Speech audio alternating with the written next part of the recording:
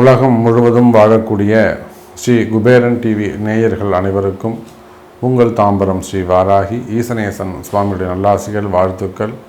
ஜெய் வாராகி, ஜெய் ஜெய் வாராகி.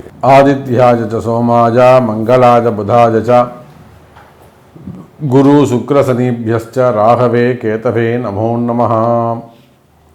ஆதித்யாதி நவகிரகங்களை வணங்குகிறேன். 27 நட்சத்திரங்களையும் அதிதேவதை பிரதிதேவதைகளையும்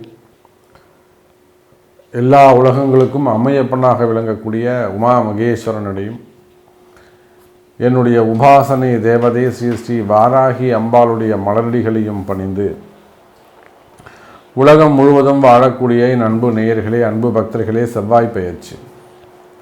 இந்த செவ்வாய் பகவான் நான் எப்பொழுதுமே சொல்வதுண்டு, செவ்வாய்க்கெல்லாம் பயிற்சி உண்டா அப்படின்னு நிறைய அன்பர்கள் அது ஒரு அலட்சியமாக பார்க்குறது உண்டு. கஷ்டப்படுறவங்களுக்கு தான் அதனுடைய அருமை என்னன்னு தெரியும். அப்போ செவ்வாய் தேவையில்லை, புதன் தேவையில்லை, வெறும் வருட கிரகங்கள் மட்டும் போகிறோம்னா நவகிரகங்கள் இருக்காது, 4 கிரகம் தான் இருக்கும்.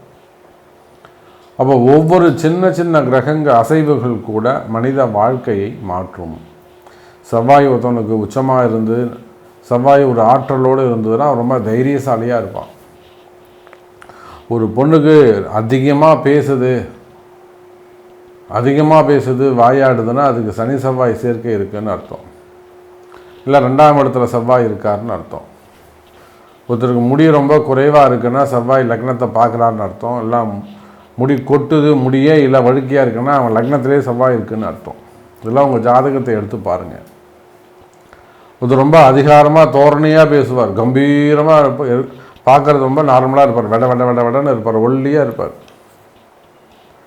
குள்ளமாக இருப்பார். ஆனால் பேச்சு நிர்வாகம் பார்த்தீங்கன்னா பட்டையை கலப்புவார். அவங்களுக்கு செவ்வாயுடைய ஆதிக்கம் அதிகமாக இருக்குதுன்னு அர்த்தம். அதே போல தான் உயர் அதிகாரிகள் அதிகாரத்தில் போய் உட்கார்றது, அரசியல்வாதிகள் அரசியல் தலைவர்களை கூட ஆட்டி படைக்கக்கூடிய தன்மை யாருக்கு உண்டுன்னா செவ்வாய்க்கு உண்டு. அதிகாரமிக்கவர்கள் செவ்வாயுடைய ஆட்சி பலம் பெற்றவங்க எப்படி இருப்பாங்க? அதிகாரமிக்கவர்களாக இருப்பார்கள், உயர்ந்த அதிகாரத்துக்கு வருவாங்க. காவல்துறையில் ஒர்க் பண்ணக்கூடியவங்க, ஒருத்தவனுக்கு செவ்வாயுடைய ஆதிக்கம் இருந்தது அப்படின்னாக்கா அவன் நீங்கள் போலீஸாக ஒர்க் பண்ணுறீங்களான்னு நம்ம கேட்கலாம். 10 செவ்வாயோ 10 செவ்வாய் பார்த்தாலோ இல்லை 10ஆம் அதிபதியுடைய நட்சத்திரத்தில் செவ்வாய் நின்னாலோ வேற்று கிரகங்கள் நின்னாலோ அவன் ஏதேனும் ஒரு சின்ன பிசியை போலீஸாவது இருப்பான். அப்புறம் SI, inspector, DC, AC, IG, DG அதெல்லாம் போயிட்டே இருக்கும். அப்போ காவல்துறை அதிகாரிகள், அதே போல் அதிகாரமிக்க பதவிகள், அதே போல் அரசியல் தலைவர்கள், போஸ்டிங்கில் இருக்கக்கூடியவர்கள், அமைச்சர் பெருமக்கள், இது எல்லாத்துக்குமே செவ்வாயுடைய அனுகிரகம் வேண்டும். அதே போல் இடதோஷங்கள், பிரச்சனைகள், ஒருத்தர் ரியல் எஸ்டேட் பண்ணுறாரு அதுக்கும் செவ்வாய் தான் காரணம். ஒருத்தர் பில்டர்ஸ் தொழில் பண்ணுறாங்க அதுக்கும் செவ்வாய் தான் காரணம். ஒருத்தர் மினரல்ஸ் தொழில் பண்ணுறாங்க அதுக்கும் செவ்வாய். கனிம வளங்கள், குவாரிகள், நிலபலங்கள், ஒரு ஊரில் பண்ணையார், இந்த ஊரே அவர் தாங்க, சொத்து பத்திலாம் நிறைய வச்சுருக்காரு, செவ்வாய் தான் காரணம். சார் அவர் ரொம்ப ஒரு சின்ன டீ கடை வச்சுருந்தார் சார், அந்த இடத்துல ஒரு தள்ளு வண்டி வச்சுருந்தார், அங்கே ஆரம்பித்தார், இன்றைக்கி அங்கேயே ஒரு பெரிய கடை கட்டி ஜம்முன்னு ஆகிட்டார். அந்த பூமி தான் காரணம், அதுதான் செவ்வாய். சார் ஒரு சென்ட் இடத்துல வாங்கி ஒரு சின்னதாக ஒரு உழவு பண்ணாங்க, சுற்றி இன்றைக்கி 40 ஏக்கர் வாங்கிட்டாருங்க, அந்த பூமி தான் காரணம், அதுதான் செவ்வாய். அப்போ இடங்கள், பூமிகள், அதே போல் உடன் பிறந்த சகோதர சகோதரிகள், சித்தப்பாவாக இருக்கலாம், பெரியப்பாவாக இருக்கலாம், அத்தைமார்களாக இருக்கலாம், சகோதர சகோதரிகளை குறிக்கக்கூடியது அதுவும் செவ்வாய். அதோடு மட்டுமல்ல வீரம், வேகம், பேசினே இருக்கும்போது பலார்னு அடிச்சிடுறது செவ்வாய் காரணம். இந்த வீட்டம்மா பார்த்தீங்கன்னாக்கா பேசிட்டே இருக்கும்போது டம்மு டீம்னு பாத்திரம் பறக்கும், செவ்வாய் காரணம். ஆத்திரமாக கோபம் இவங்க முன்னாடி வந்து நிற்பாங்க, செவ்வாய் காரணம். அதிகமான கோபத்தை செயல்படுத்துதல் செவ்வாய். போராடிக்கிட்டே இருப்பான், ஒருத்தன் எதிர்த்து பேசிக்கிட்டே இருப்பான், செவ்வாய் தான் காரணம். அதே போல் திருமண தடைகள் செவ்வாய் தான் காரணம். எங்கே போனாலும் செவ்வாய் தோஷம், செவ்வாய் தோஷம், செவ்வாய் தோஷம். அப்போது செவ்வாய்க்கு இவ்வளோ காரகத்துவம் இருக்கின்ற பொழுது குழந்தை பாக்கியம் மெயினான சப்ஜெக்ட் சொல்ல விட்டோன்னே, திருமண தடை செவ்வாய் தான் காரணம். செவ்வாய் இல்லாமல் திருமணம் இல்லை. என்னங்க சாமி இப்படி சொல்கிறீங்க? ஆமாப்பா, மாங்கல்யமே அவர் தான். அதனால தான் மங்கல்யான்னு பேர் வச்சு அங்கே மேலே அனுப்பிச்சாங்க, மறந்துட்டீங்களா? அப்போ செவ்வாய் இல்லாமல் திருமணம் இல்லை. கல்யாணமே நீங்கள் மாப்பிள்ளை இருக்கலாம், பொண்ணு இருக்கலாம், அதோடு மட்டும் உள்ளது வாத்தியம் இருக்கலாம், எது இருந்தாலும் என்ன இருக்கணும்? திருமாங்கல்யம் இருக்கணும், செவ்வாய். அதே போலத்தான் வீரம், வீரியம், குழந்தை பாக்கியம். இன்றைக்கி நிறைய தம்பதிகள் ஐஏஎஃப், ஐஏஎஸ், ஐஏவிஎஃப் என்னென்னமோ பண்ணுறாங்க குழந்தை பாக்கியத்துக்கு. 4 லட்ச ரூபா 5 லட்ச ரூபா கொண்டு போய் கொடுத்துட்டு வந்துடுறாங்க. கொடுத்துட்டு இந்த வாட்டி சக்ஸஸ் ஆகலை அப்படின்றாங்க. ஊசியை போட்டு அங்கேயே ஒரு 10-15 நாள் படுக்க வச்சிடுறாங்க. அசையாது, அப்படி திரும்பாத, இப்படி திரும்பாத, ஏந்திருக்காத, குனியாதன்னிடுறாங்க. அப்போது இதை எல்லாத்தையும் தாண்டி அங்கே வெற்றி பெறணும்னா என்ன வேணும்? உங்களுக்கு கிரகம் வேணும். ஒன்றும் தெரியாத இடத்துல போய் 4 லட்சம் 5 லட்சம் கொடுத்துட்டு ஏமாந்துட்டு வந்துடுறீங்க. 2 அட்டம்ப்ட்டு 3 அட்டம்ப்ட்டு 4 அட்டம்ப்ட்டு செய்து கூட வெற்றி பெறாதவர்கள் இருக்கிறாங்க. அப்புறம் நம்ம இடத்துல ஜாதக பரிகாரங்கள் செய்து அதுக்கப்புறம் இயற்கையாக வின் பண்ணக்கூடியவங்க இருக்காங்க. அப்போ இது எல்லாத்துக்குமே வீரத்துக்கு காரணம் செவ்வாய். குரோத்துன்னு சொல்கிறாங்கல்ல, அதுதான் ஒரு ஆண் பெண் இணைவில் என்ன வேணும் உங்களுக்கு? அங்கே ஒரு சக்தி, அந்த முட்டையை உடச்சி உள்ளே போய் சேரணும், ஜாயின் பண்ணணும். அதுக்கு என்ன வேணும்னா பவர் வேணும், எனர்ஜி. அதே போல் எலக்ட்ரிக்கல்ஸ், எலக்ட்ரானிக்ஸ், பூமி சார்ந்த தொழில்கள், கனிம வளங்கள், ஆட்டோமொபைல் இண்டஸ்ட்ரி, அப்புறம் ஹாஸ்பிட்டல்ஸ், ஃபார்மா, ஆப்ரேஷன்ஸு, எல்லாத்துக்கும் செவ்வாய் தாங்க காரணம். இவ்வளோ செவ்வாய் இருக்கும்போது போட்டோம் பார்த்துக்கலாம் சார் அப்படின்ற மாதிரி இவ்வளோத்துக்கும் செவ்வாய் காரணமாக இருக்கும்போது அந்த செவ்வாயை பற்றி நம்ம கவலையே படாமல் ஒரு செவ்வாய் பயிற்சின்னு சொல்லிட்டோம்னா அது எப்படி நமக்கு வெற்றியை கொடுக்கும்? அப்படி பார்க்கின்ற பொழுது எனது அருமை உலகம் முழுவதும் வாழக்கூடிய என் அன்பு பக்தர்களே, இந்த செவ்வாய் பகவான் ஆகஸ்ட் மாதம் 26ஆம் தேதி முதல், ஆகஸ்ட் 26 முதல் அக்டோபர் 19ஆம் தேதி வரை, ஆகஸ்ட் 26லேருந்து அக்டோபர் 19 வரையிலும் ஏறக்குறைய 45 நாட்கள் கடக ராசியிலே சஞ்சாரம் செய்கிறார். கடகத்தில் செவ்வாய் நீச்சம். உடனே எல்லாரும் நீச்சம் நீச்சம் நீச்சம் சொல்லக்கூடாது. நீச்சம் யாராவது சொன்னீங்கன்னா பலாரம் நடிச்சிட வேண்டியதுதான். என்னப்பா நீச்சம்? நீச்சம்னா அந்த கிரகம் வேலை செய்யாதா? பலன் தராதா? உனக்கு தான் நீச்சம், எனக்கு நல்லா இருக்கும். புரியுதுங்களா? கடகத்து வந்தால் நீச்சம்தான். ஆமாம், ஒத்துக்கிறேன். அதுக்காக ஒரு 0 ஆகிட மாட்டார். ஏன்னா இன்றைக்கி ஜோதிடம் மாறி போச்சு. எல்லார் கையிலும் எல்லா ஆயுதமும் இருக்குது, அவ்வளோதான் விஷயம். அப்போது கடகத்தில் சஞ்சாரம் செய்கிறார். எப்போது? ஆகஸ்ட் 26லேருந்து அக்டோபர் 19 வரையிலும் 45 நாட்கள் கடகத்தில் செவ்வாய். எந்த கடக செவ்வாயால் இப்போ நான் இவ்வளோ தூரம் சப்ஜெக்ட் சொல்லியிருக்கேன். தொழில் அமைப்புகள் சொல்லியிருக்கேன், ஹாஸ்பிட்டல் சொல்லியிருக்கேன், மருத்துவம் சொல்லியிருக்கிறேன், மினரல்ஸு கனிம வளங்கள் சொல்லியிருக்கிறேன், ரியல் எஸ்டேட் சொல்லியிருக்கிறேன், பில்டர்ஸ் சொல்லியிருக்கிறேன், வெளிநாட்டு தொழில் அமைப்புகள் சொல்லியிருக்கிறேன், உத்தியோகங்கள் சொல்லியிருக்கிறேன், காவல்துறை சொல்லியிருக்கேன், அரசியல் சொல்லியிருக்கிறேன், சினிமா துறை சொல்லியிருக்கிறேன். இப்போ அதே போல் குடும்ப உறவு முறைகள் சொல்லியிருக்கிறேன், பூமி சம்மந்தப்பட்ட பிரச்சனைகள் சொல்லியிருக்கிறேன், மெயினாக இடதோஷங்கள் பற்றி பேசியிருக்கிறேன்.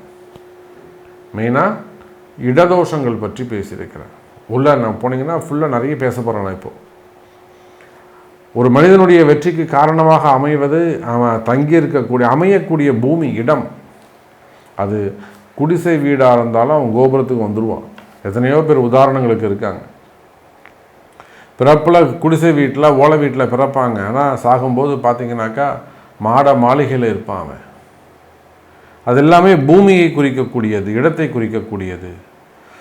அதே போல் திருமணம் செவ்வாய் இல்லாமல் நடக்காது, குழந்தை பாக்கியம் செவ்வாய் இல்லாமல் நடக்காது.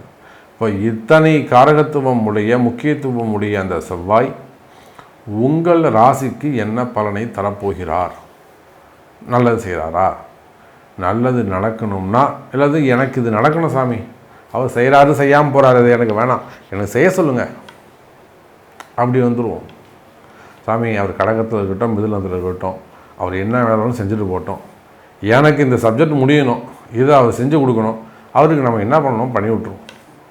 அந்த மாதிரி உங்களுடைய கேள்விகள் என்னவாக இருந்தாலும் உங்கள் ராசிக்கு இந்த செவ்வாய் எப்படி அமைய போகுதுன்னு பார்க்கலாம் பாருங்கள். மேஷராசி அன்பர்களே, உங்களை பொறுத்தவரையிலே மேஷராசியை பொறுத்தவரையில் செவ்வாய் பகவான் தான் ராசிநாதன், அவர் தான் முக்கியம், அவர் தான் ஹீரோ.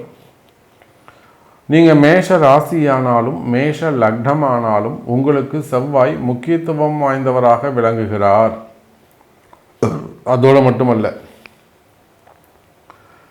இந்த செவ்வாய் பகவான் உங்கள் ராசிக்கு முதல் 2வது கேந்திரமாக இருக்கக்கூடிய 4ஆம் பாவம் கடகராசியிலே சென்று அமைகிறார்.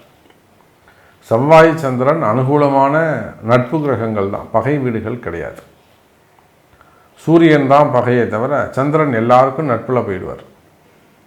அப்போது உலகம் முழுவதும் வாழக்கூடிய மேஷ ராசி அன்பர்களே, குறிப்பாக ரியல் எஸ்டேட் செய்யக்கூடியவர்கள், பில்டர்ஸ் தொழில் செய்யக்கூடியவர்கள், டாக்டர்ஸ்,